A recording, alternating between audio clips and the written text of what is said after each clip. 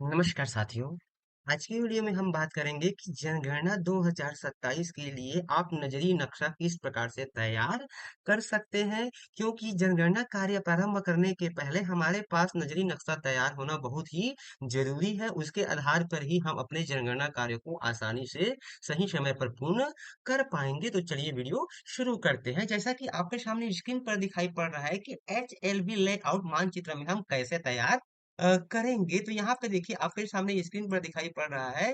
यहाँ पे देखिए कि HLB लेआउट मानचित्र में क्या क्या होना चाहिए। तो सबसे पहले देखिए कि प्रत्येक असाइन किए गए HLB के लिए प्रगणक द्वारा एक फ्री हैंड स्केच यानी कि स्केल की आवश्यकता नहीं होती है, तैयार किया जाएगा, जिसमें हमको निम्नलिखित विवरण शामिल करने होंगे। जिसमें पहला है हमारा HLB का स्थान का विवरण। HLB क्षेत्र के भीतर उपलब्ध सभी भवन और प्रत्येक भवन में जनगणना मकानों की संख्या और भवन के साथ दर्शाया गया होना चाहिए। स्कूल, कॉलेज, पुलिस स्टेशन, स्वास्थ्य केंद्र, पंचायत घर, डाकघर, सार्वजनिक उपयोगिता, पूजा स्थल आदि जैसे महत्वपूर्ण स्थल को हमको अपने नजरी नक्शा में चिन्हांकन करना है। कहते हैं कि प्रगणकों के लिए जो 10 महत्वपूर्ण नियम क्या है नजरी नक्शा तैयार करने के लिए। तो इसके लिए देखिए सबसे पहले नजरी नक्शा तैयार करने के लिए जो 10 महत्वपूर्ण नियम है उसको जानना बहुत जरूरी है। जिसमें देखिए पहला नियम कहता है कि लेआउट मैप तैयार करने का उद्देश्य आपको सौंपे गए HLB के भीतर के क्षेत्रों का हमको पूर्ण कवरेज सुनिश्चित करना है। लेआउट मानचित्र में विभिन्न उद्देश्यों के लिए उपयोग की जाने वाली सभी इमारतों संरचनाओं को दर्शाया जाना चाहिए, जैसे कि आवासीय, गैर आवासीय, मिश्रित उपयोग, खाली घर आदि सहित खेत, खाली स्थान आदि को भी हमको अपने नजरी नक्शा में दर्शाना है। नंबर 3 कहता है कि यदि व्यवस्थित मकान नंबरिंग उपलब्ध है तो लेआउट मानचित्र पर इसे इंगित करें। नंबर 4 कहता है कि यदि कोई उचित मकान नंबरिंग प्रणाली मौजूद नहीं है तो इमारतों को निरंतर नंबर असाइन करे और लेआउट मैप में इसे लिखे, जैसा कि आपको HLO मैनुअल पुस्तिका में निर्देश दिया गया है। साथ ही लेआउट मैप को प्रत्येक HLB के लिए अलग से डुप्लीकेट में भी तैयार करना होगा। विभिन्न HLB को विभाजित करने वाली सीमाओं को स्पष्ट रूप से सीमांकित किया जाना बहुत जरूरी है। इसका मुख्य उद्देश्य यह सुनिश्चित करना है कि गांव या वार्ड के भीतर हाउस लिफ्टिंग से कोई भी हिस्सा या घर छूटना नहीं चाहिए। इसी तरह एक से अधिक HLB में एक साथ किसी भी हिस्से या घरों की गणना नहीं की जानी चाहिए। पर्यवेक्षक के माध्यम से अपने चार्ज अधिकारी को सौंपे गए HLB क्षेत्रों में किसी भी विसंगतियों की सूचना अवश्य देना है। अंतिम HLB लेआउट मानचित्र यानी कि डुप्लीकेट में अपने पर्यवेक्षक को सत्यापित करने और चार्ज अधिकारी को देने के लिए जमा करना है। तो यहाँ पे हम देखते हैं कि HLB लेआउट मानचित्र तैयार करने के लिए उपयोग की जाने वाली जो प्रति क्या है। यहाँ पे देखिए, यहाँ पे आपको ब्लॉक की सीमा है। तो आपको जो ब्लॉक आपको मिला हुआ है, जो आपको आदेश जारी हुआ है, उसमें आपको एक लेआउट दे दिया गया है। गूगल मैप का आपको लेआउट दे रखा होगा। और साथ ही आप जब HLO ऐप में लॉगिन करते हैं तो वहां पर भी आपको आपके HLO मैप का नक्शा आपको मिल जाएगा। आप वहां से भी उसको डाउनलोड कर सकते हैं। तो वहां पे आपके जो ब्लॉक है, आपको जो दर्ज किया गया है, उसकी जो सीमा है, आप जब नजरी नक्शा तैयार करेंगे तो आप अपने ब्लॉक की सीमा को इस प्रकार से आपको इसके माध्यम से आपको बॉर्डरिंग करना है, यानी कि डैश फिर डॉट फिर डैश फिर डॉट फिर डैश फिर डॉट, इस प्रकार से आपको लेआउट अपने ब्लॉक को करना है। हम आपको आगे नजरी नक्शा तैयार करते समय ये चीजें आपको और बताएंगे क्लियरली। यहाँ पे स्पष्ट किया गया है कि लेआउट मानचित्र की चारों दिशाओं यानी कि उत्तर, पूर्व, दक्षिण और पश्चिम में स्थित पड़ोसी आपके जो जनगणना ब्लॉक है या फिर गांव के नंबर है, उसको भी हमको नाम देना है। कि मान लीजिए एग्जांपल के लिए यहाँ पे हमने हमारा ये हमारा लेआउट है। तो यहाँ पे जो आपका पड़ोसी एचएलबी है उसका नंबर यहाँ पे आपको अंकन करना है। यहाँ पे पड़ोसी का जो आपका एचएलबी है उसका नंबर आपको अंकित करना है। और साथ ही यदि यहाँ पे आपका पड़ोसी एचएलबी नहीं है, कोई गांव है, तो उस गांव का नाम यहाँ पे आपको लिख देना है। अब यहाँ पे देखिए, पक्की सड़क को आपको अपने नजरी नक्शा में कैसे दिखाना है, तो इस प्रकार से आपको दो समांतर रेखाओं के माध्यम से दिखाना है। कच्ची सड़क को आपको इसी प्रकार से दो समांतर रेखा ही रहेगा, लेकिन वो क्या रहेगा, आपका टूट लाइन रहेगा। पगडंडी को आपको एक सीधी टूट लाइन से आपको दिखा देनी है। रेलवे लाइन यदि आपके एचएलबी ब्लॉक में पड़ता है, तो आपको इस प्रकार से पहले आपका एक सीधी लाइन और उसके ऊपर में इस प्रकार से आपको एक खड़ी लाइन के माध्यम से आपको रेलवे लाइन को दिखा देनी है। उसी प्रकार से देखिए, संख्या वाली जो इमारतें हैं, यहाँ पे देखिए आवासीय। अब यहाँ पे जो आवासीय है, पक्का मकान है, उसको हमको इस प्रकार से वर्ग से दिखाना है। और जो कच्चा मकान आवासीय है, उसको इसको हमको इस प्रकार से ट्रायंगल से दिखा देना है। और साथ ही उसके अंदर में हमको भवन नंबर को भी अंकन करना है। अब यहाँ पे देखिए, यहाँ पे एक आवासीय पक्का भवन है, जो भवन का नंबर है 10, और नीचे में यहाँ पे 3 लिखा है। इसका मतलब यह है कि उस भवन में 3 जनगणना मकान शामिल है। गैर आवासीय मकान को हमको इस प्रकार से, गैर आवासीय जो पक्का मकान है, उसको भी हमको इस प्रकार से वर्ग से दिखाना है, लेकिन उसको इस प्रकार से सीधी लाइन के माध्यम से इसको छायांकित कर देना है। और गैर आवासीय कच्ची मकान को हमको ट्रायंगल से दिखाना है, त्रिभुज से दिखाना है, लेकिन उसके अंदर को हमको इस प्रकार से सीधी लाइन से छायांकित कर देना है। और उसके अंदर में भी हमको भवन नंबर लिख देना है।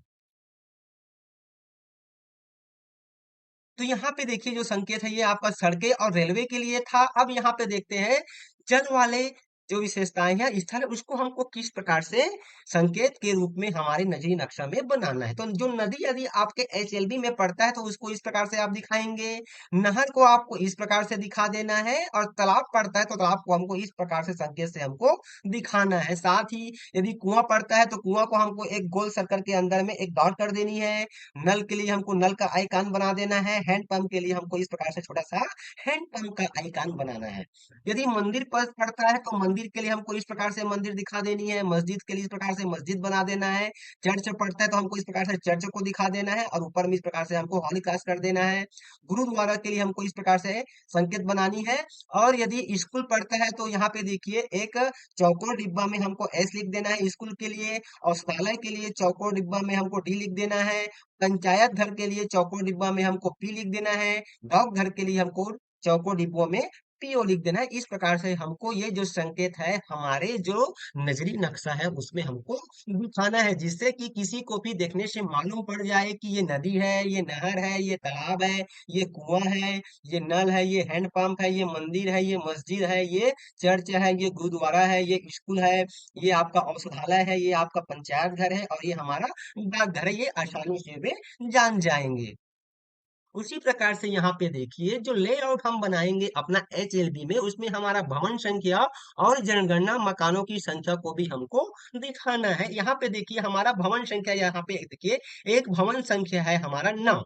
उसका जो भवन का प्रकार है वो क्या है, पक्की है। उसका उपयोग किस प्रकार से हो रहा है, तो आवासीय हो रहा है। और वहां पे जनगणना मकान की संख्या कितनी है, 2 है। यानी कि तो यहाँ पे हमको जो नजरी नक्शा है, उसमें हम इस प्रकार से एक वर्ग बना देंगे। उसमें उसके अंदर में हम भवन नंबर लिख देंगे। और उसके नीचे में इस प्रकार से कोष्ठक में जितना जनगणना मकान उस भवन में शामिल है, उसकी संख्या लिख देंगे। जैसे कि यहाँ पे देखिए, ये जो भवन है वह पक्का भवन है और आवासीय है, और उसके अंदर में 2 जनगणना मकान शामिल है। उसी प्रकार से हमारे सामने एक जनगणना भवन है 10 नंबर का। वो क्या है, पक्का है, और उसका उपयोग किया जाता है गैर आवासीय के लिए। तो यहाँ पर भी देखिए, हमने एक चौकोर बना दिया है, और उसके अंदर में सीधी लाइन से इसको हमने छायांकित कर दिया, और उसके अंदर में भवन नंबर 10 लिख दिया। अब चूंकि इसमें जनगणना मकान नंबर 1 है, तो 1 को नीचे में दिखाने की जरूरत नहीं है। 2 या 2 से अधिक है, तब यहाँ पे हमको नीचे में कोष्ठक में संख्या लिख देनी है, जिससे पता चल जाएगा कि उक्त भवन संख्या में कितने जनगणना मकान शामिल है। उसी प्रकार से देखिए, हमारे पास एक जनगणना भवन संख्या 15 है, जिसका भवन का प्रकार कच्चा है, और उसका उपयोग किया जाता है आवासीय के लिए। अब उस जनगणना भवन में कितने मकान शामिल है, तीन जनगणना मकान शामिल है। तो यहाँ पे देखिए हमने इसको त्रिभुज के माध्यम से दिखाया, कच्चा मकान आवासीय है, और उसके अंदर में देखिए 15 हमने ये भवन नंबर लिख दिया, और उसके नीचे में कोष्टक में हमने 3 लिखा। तो ये 3 किसको इंगित करता है कि उस संबंधित जनगणना भवन में 3 जनगणना मकान शामिल है। उसी प्रकार से एक और एग्जाम्पल देखते हैं कि हमारे सामने भवन संख्या 6 है, और उस भवन का प्रकार कैसा है, कच्चा है, और उसका उपयोग किया जाता है गैर आवासीय, यानी कि आवास के लिए उसका उपयोग किया नहीं जाता है, और उसमें जनगणना मकान कितना शामिल है, एक। तो इस प्रकार से इसको हमने एक त्रिभुज बनाया, उसके अंदर हमने सीधी लाइन से उसको डार्क किया, और उसके अंदर में ये हमने जनगणना भवन संख्या लिख दिया 6। अब मान लीजिए एग्जाम्पल के लिए इसी जनगणना भवन नंबर 6 में वो कच्चा है और गैर आवासीय है, और उसमें जनगणना मकानों की संख्या 2 है। तो यहाँ पे नीचे में हम कोष्टक में 2 लिख देंगे। तो इस प्रकार से हमको ये चीजें हमारे जो नजरी नक्शा है उसमें हमको शामिल करना है, इस प्रकार से हमको बनाना पड़ेगा। अब यहाँ पे देखिए HLB लेआउट मैप तैयार करने से पहले की पूर्व क्या क्या हमको आवश्यकताएं होगी। तो यहाँ पे देखिए नियुक्ति पत्र जो हमको मिलेगा उसमें सभी स्थान विवरणों को हमको HLB मानचित्र जो मुद्रित प्रति है और CMMS से प्राप्त असाइनमेंट संदेश के साथ हमको क्या करना है, वेरीफाई करना है। आप HLO ऐप में दिए गए लिंक का उपयोग करके असाइन किए गए HLB मानचित्र जो PDF की कॉपी है उसको भी आप वहां से डाउनलोड कर सकते हैं, जैसा कि मैंने आपको पहले ही बता दिया है। और HLB लेआउट में बनाने के लिए आपको उसी का रेफरेंस लेकर के आप उपयोग कर सकते हैं। साथ ही पर्यवेक्षक के साथ असाइन किए गए HLB क्षेत्रों पर जाना है, और HLB की सटीक सीमा को हमको समझने के लिए उनके साथ में उनका अवलोकन करना है, अपने HLB फील्ड में हमको घूमना है। साथ ही निर्देश पुस्तिका में जो निर्देश दिया गया है उसको हमको ध्यान से पढ़ना है, उसके अनुरूप ही हमको कार्य करना है।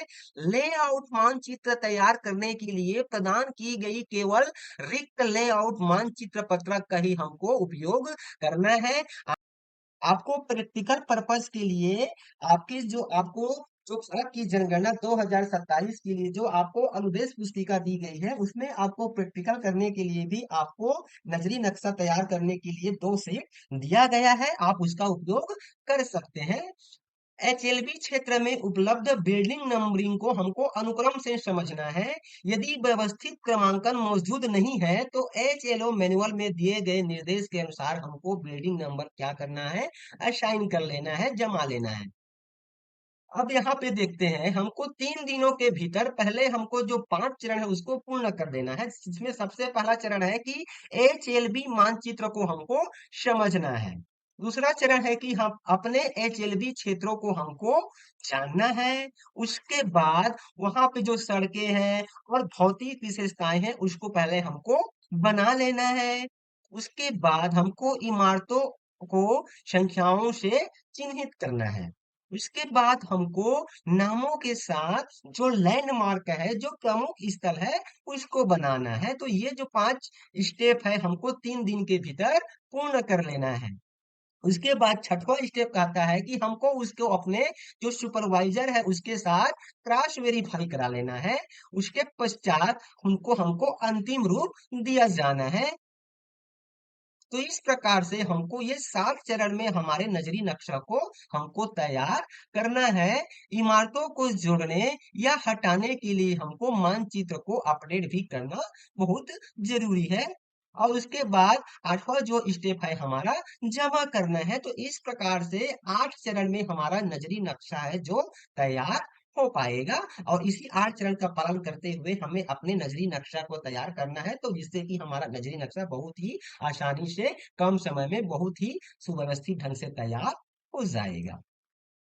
HLB लेआउट मैप तैयार करने के लिए अपनाए जाने वाले चरण, जिसमें पहला क्या है कि HLB मानचित्र को हमको समझना है। जो पहला स्टेप है कि HLB क्षेत्र के समग्र लेआउट को समझने के लिए हमको HLO ऐप से डाउनलोड किए गए हमको HLB मानचित्र की सावधानी पूर्वक जांच कर लेनी है, और हमको ध्यान देना है कि उत्तर हमेशा मानचित्र के सबसे शीर्ष में होगा। यानी कि जो हम HLB अपना बनाएंगे, नजरी नक्शा बनाएंगे, उसमें हमको उत्तर दिशा को ऊपर की ओर रखना है। अपने एचएलबी क्षेत्र को जानना है कि लेआउट, पहुंच मार्ग, इमारतों और महत्वपूर्ण स्थल को हमको स्पष्ट रूप से समझ लेना है। और उसके साथ ही हमको अपने जो एचएलबी एरिया है, ब्लॉक है, उसमें हमको घूमना है। सड़कें और भौतिक विशेषताओं को हमको बनाना है। डाउनलोड किए गए एचएलबी मानचित्र और क्षेत्र अवलोकनों के आधार पर सभी सड़कों, गलियों और पहुंच पथ को हमको पहले बनाना है।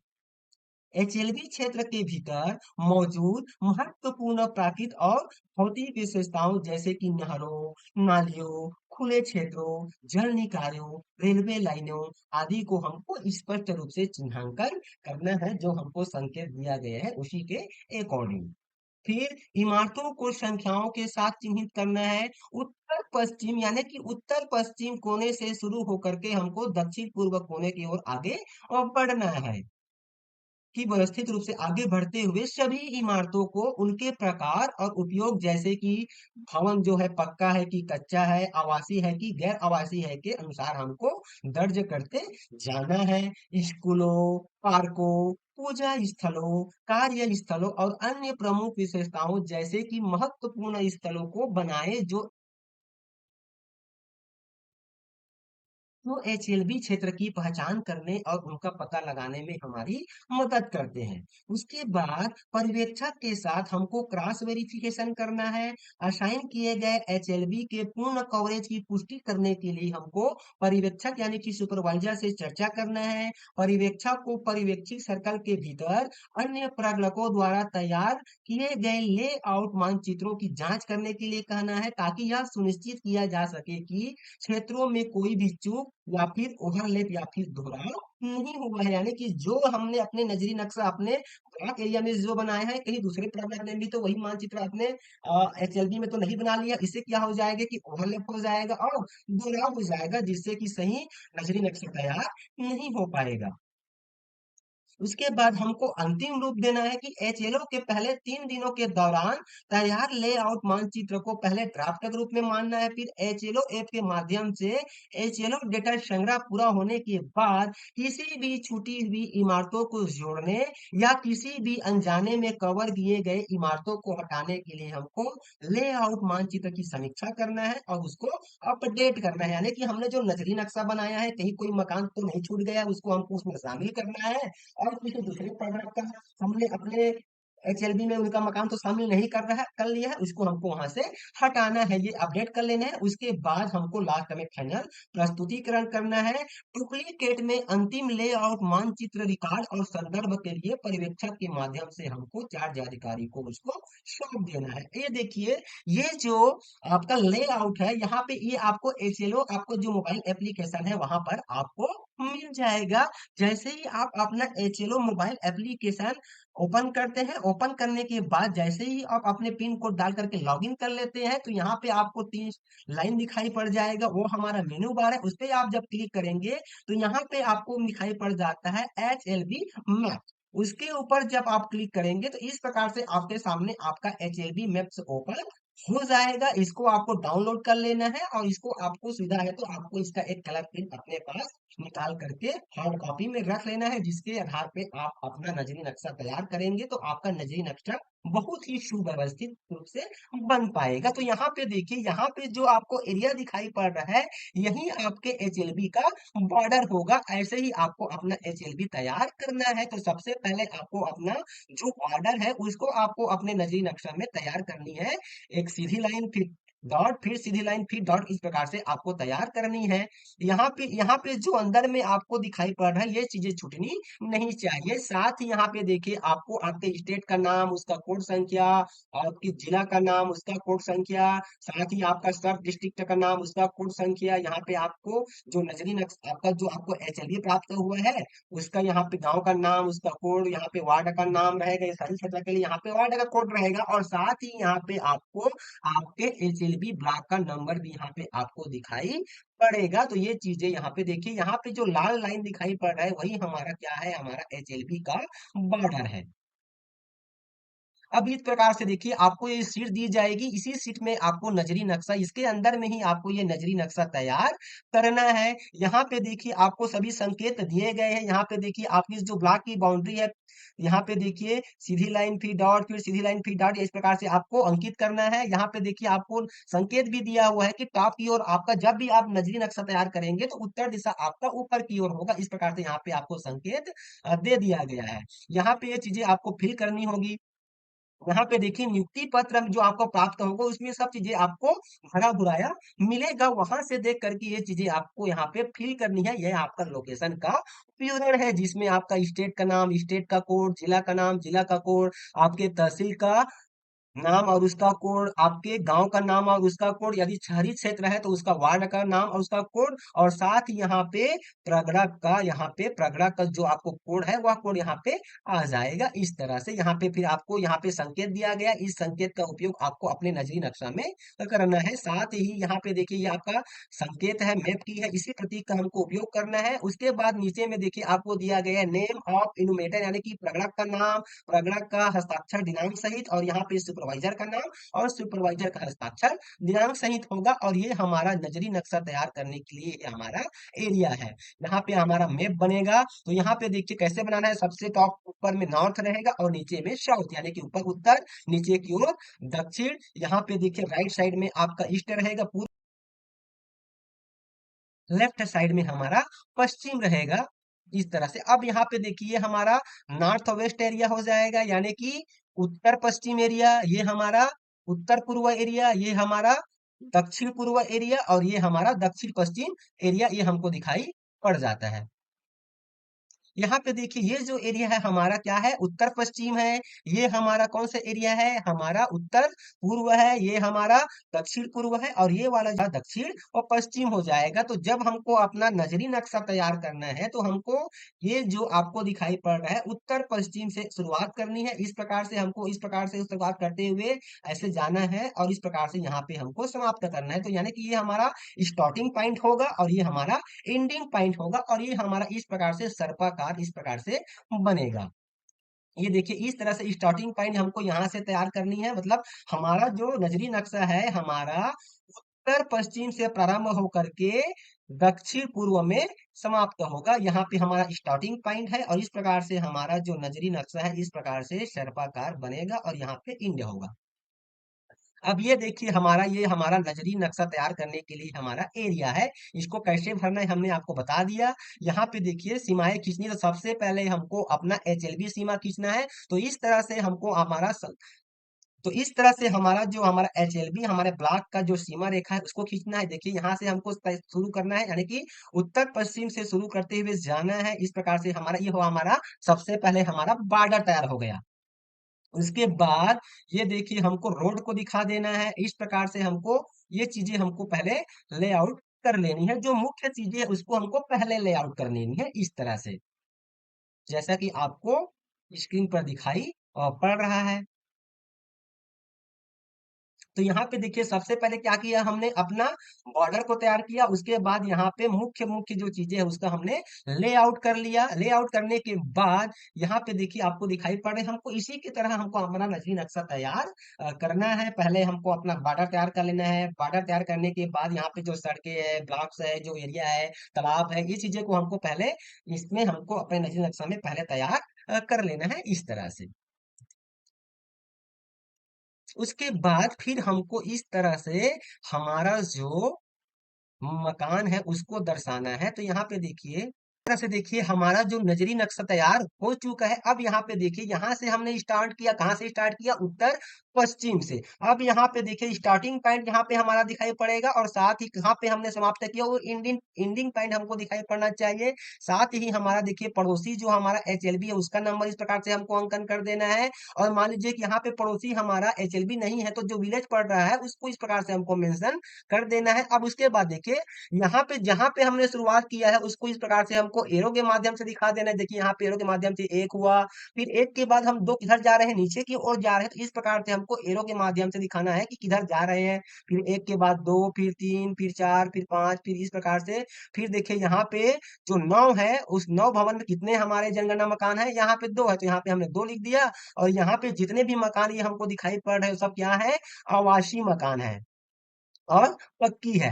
उसके बाद देखिए 10 के बाद हम कहाँ जा रहे हैं, तो यहाँ पे देखिए एरो के माध्यम से दिखाया गया है। फिर यहाँ पे 11, 12, 13 इस प्रकार से करते करते अब यहाँ पे देखिए हमारा 16, 17, 18 इस प्रकार से। अब यहाँ पे देखिए 17 भवन में कितने जनगणना मकान है, 4 है। उसके प्रकार से यहाँ पे 20 हो गया। 20 के बाद ये देखिए 21, 22 इस प्रकार से करते करते हम यहाँ पे आ गए।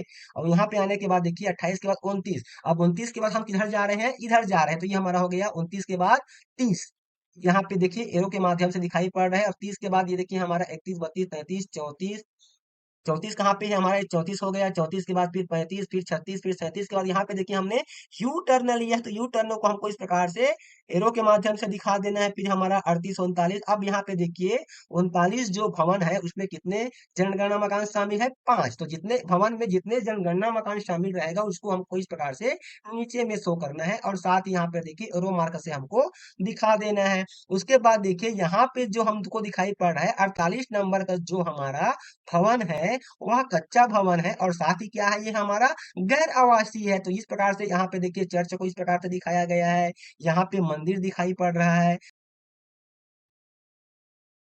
यहाँ पे मंदिर को हमको दिखाया गया है। साथ ही यहाँ पे जो पार्क है, पार्क को बताया गया है। यानी कि जिधर से हमने स्टार्ट किया है स्टार्टिंग पॉइंट रहेगा, और जिधर जिधर हमारा मकान जा रहा है उसको हमको इस प्रकार से एरो के माध्यम से दिखाना है, ताकि कोई भी नजरी नक्शा को देखे तो आसानी से समझ सके कि किधर से किस दिशा की ओर हमने जनगणना कार्य को आगे बढ़ाया हुआ है, जनगणना मकान को आगे बढ़ाया हुआ है। साथ ही यहाँ पे देखिए ये 77 नंबर का जो भवन है वह पक्की है, लेकिन क्या है हमारा गैर आवासीय है, इस तरह से। और यहाँ पे देखिए पहले मैंने आपको बता दिया है कि उत्तर पश्चिम से हमको आरंभ करना है, तो स्टार्टिंग पॉइंट इस प्रकार से हमको लिखना है और इस प्रकार से चलते हुए हमको जाना है। और यहाँ पे देखिए जो हमारा दक्षिण पूर्व में हमको आकर के क्या करना है, उसको एंडिंग करना है। तो यहाँ पे एंडिंग पॉइंट को भी हमको यहाँ पे लिख देना है, एंडिंग पॉइंट। तो इस प्रकार से आप आसानी से अपने जो जनगणना 2027 का अपना जो नजरी नक्शा है उसको वीडियो में बताए गए प्रोसेस के अनुसार से आप आसानी से कम समय में बहुत ही सुव्यवस्थित ढंग से तैयार कर पाएंगे, इस तरह से। तो साथियों आज का वीडियो आपको कैसा लगा हमें कमेंट्स कर जरूर बताएं, क्योंकि आपका एक कमेंट ही हमें आगे मोटिवेट करता है और हम आपके लिए ऐसे वीडियो लाते रहेंगे। तो फिर मिलते हैं साथियों एक नई जानकारी एक नए वीडियो के साथ। तब तक के लिए साथियों नमस्कार, जय जोहार।